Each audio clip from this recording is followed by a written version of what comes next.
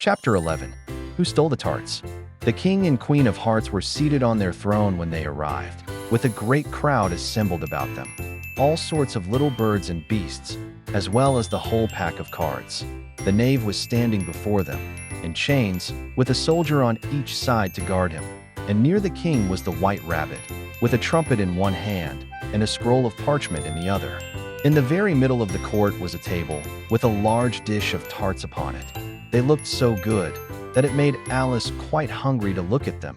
I wish they'd get the trial done, she thought, and hand round the refreshments. But there seemed to be no chance of this, so she began looking at everything about her to pass away the time.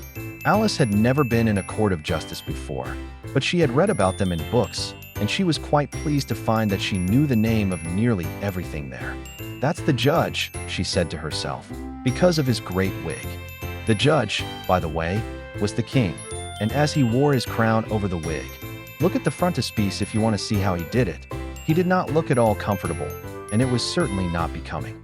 And that's the jury box, thought Alice. And those 12 creatures. She was obliged to say creatures, you see, because some of them were animals and some were birds.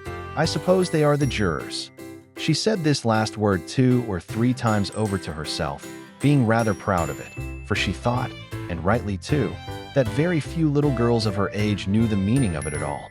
However, jurymen would have done just as well. Not yet, not yet, the rabbit hastily interrupted. There's a great deal to come before that.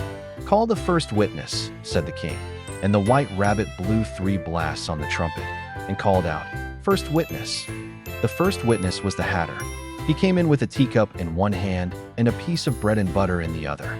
I beg pardon, your majesty, he began, for bringing these in, but I hadn't quite finished my tea when I was sent for.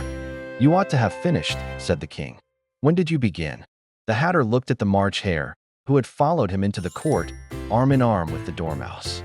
14th of March, I think it was, he said. 15th, said the March hare. 16th, added the dormouse. Write that down, the king said to the jury, and the jury eagerly wrote down all 3 dates on their slates, and then added them up, and reduced the answer to shillings and pence. Take off your hat, the king said to the hatter. It isn't mine, said the hatter. Stolen, the king exclaimed, turning to the jury, who instantly made a memorandum of the fact. I keep them to sell, the hatter added as an explanation. I've none of my own that I'm a hatter. Here the queen put on her spectacles and began staring at the hatter, who turned pale and fidgeted. Give your evidence, said the king, and don't be nervous, or I'll have you executed on the spot.